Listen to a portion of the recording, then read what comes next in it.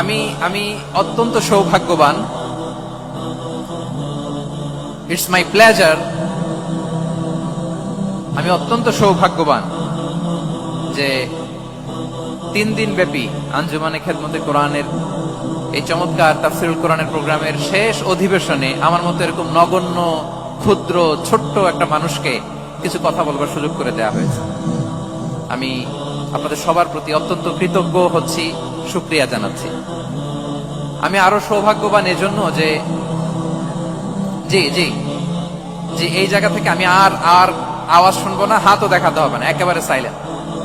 আমি আরো সৌভাগ্যবান যে আমি অত্যন্ত নগণ্য, ক্ষুদ্র একজন কোরআনের ছাত্র হয়ে কোরআন থেকে যা বুঝেছি এই কথাগুলো যখন দেশ থেকে দেশান্তরে যেখানেই যাই শোনাবার জন্য লক্ষ লক্ষ দিনী ভাইরা সেখানে উপস্থিত হয়, আলহামদুলিল্লাহ।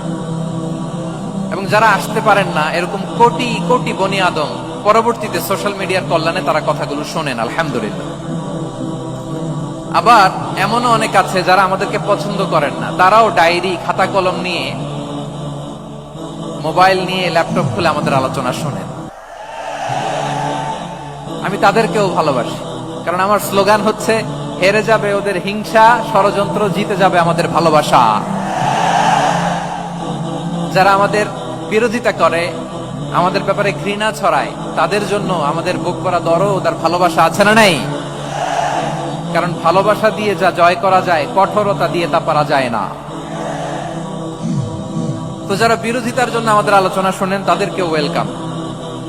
যারা আমাদের আলোচনা আউট অফ কনটেক্সট নিয়ে এক জায়গার মাথা আর এক জায়গার লেজ জুড়ে দেন তাদেরকে ওয়েলকাম।